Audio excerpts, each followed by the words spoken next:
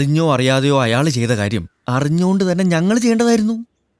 ഇവളുടെ കല്യാണാലോചന മുടക്കലേ. അങ്ങനെ കാര്യങ്ങൾ മൊത്തം നമുക്ക് അനുകൂലമാണെങ്കിലും ചെറിയൊരു പ്രശ്നമുണ്ട്.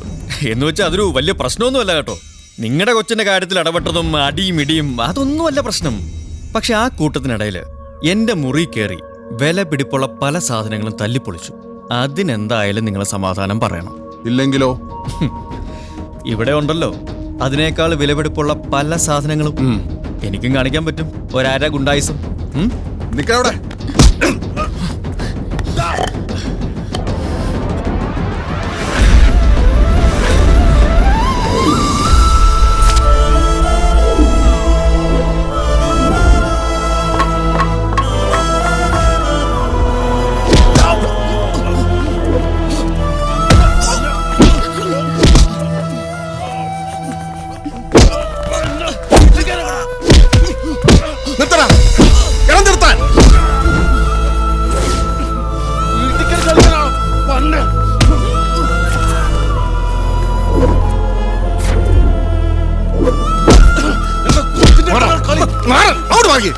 നിങ്ങൾ ഇതെന്ത് ഭാവിച്ചാ?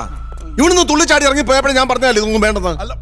ഇത്രയൊക്കെ കാട്ടിക്കൂട്ടാൻ മാത്രം ഇവിടെ എന്താ ഉണ്ടായേ? എന്താ അതിന്റെ പേര്?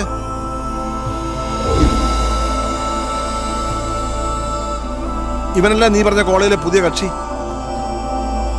ആ കഴിഞ്ഞ എന്തായാലും കഴിഞ്ഞു. ഇനിയിപ്പോ ഇതിന്റെ പേരിലൊരു പ്രശ്നം അങ്ങോട്ടും ഇങ്ങോട്ടും വേണ്ട. പിന്നെ നിന്റെ മുറിയിൽ എന്തൊക്കെ സാധനങ്ങൾ പോയിട്ടുണ്ടോ അതിന് വേണ്ടെന്ന് വെച്ചാൽ പരിഹാരം ഞാൻ ചെയ്തോളാം. പോരെ?